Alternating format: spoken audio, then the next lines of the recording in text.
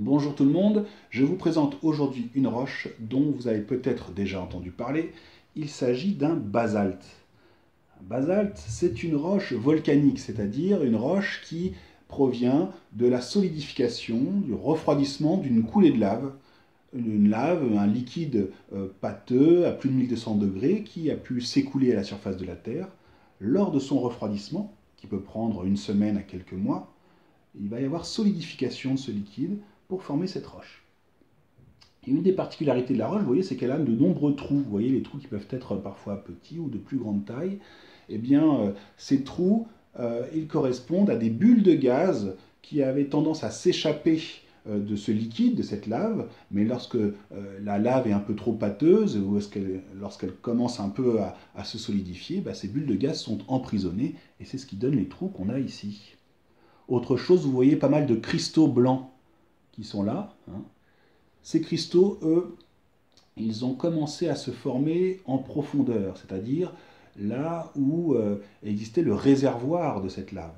Parce qu'avant d'être émise en surface, on a la lave qui est en profondeur, qu'on appelle d'ailleurs le magma, et au sein de cette poche magmatique, on a des cristaux qui commencent à se former, qui ont à la fois le temps et toute la place qu'ils veulent pour se former.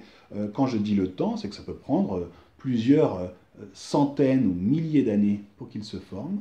Et donc imaginons des cristaux qui sont baignés dans un liquide, en profondeur, à quelques kilomètres de profondeur, dans la poche magmatique.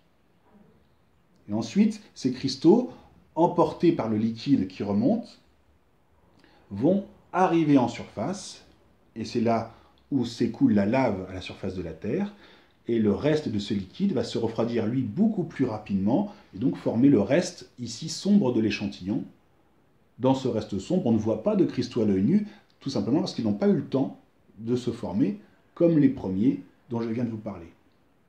On a donc une histoire avec un liquide en profondeur qui va remonter vers la surface et former cette roche. Et ce que nous apprend le basalte sur le fonctionnement de la Terre, c'est pas rien. Parce que finalement, la présence d'un liquide magmatique en profondeur, la présence d'un magma, c'est quelque chose de totalement anormal. Il ne faut pas imaginer la Terre comme une espèce de coquille remplie d'un magma qui existerait en permanence. En fait, il y a uniquement certains lieux sur Terre où ce magma existe. La Terre, dans son ensemble, dans sa grande majorité, est solide. Et à quelques endroits seulement, et à quelques kilomètres sous nos pieds, la roche peut fondre.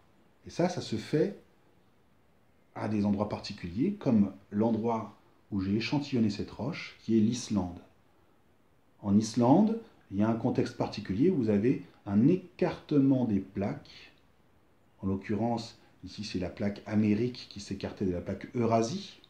C'est-à-dire qu'on était en plein milieu de l'Atlantique. Et lors d'un écartement des plaques en profondeur, ça va provoquer la fusion des roches, et donc la formation de ces poches magmatiques dont je vous parle. Donc si le basalte que je tiens dans la main existe, c'est parce que en Islande, on a deux plaques qui s'éloignent progressivement à la vitesse de quelques centimètres par an. À bientôt!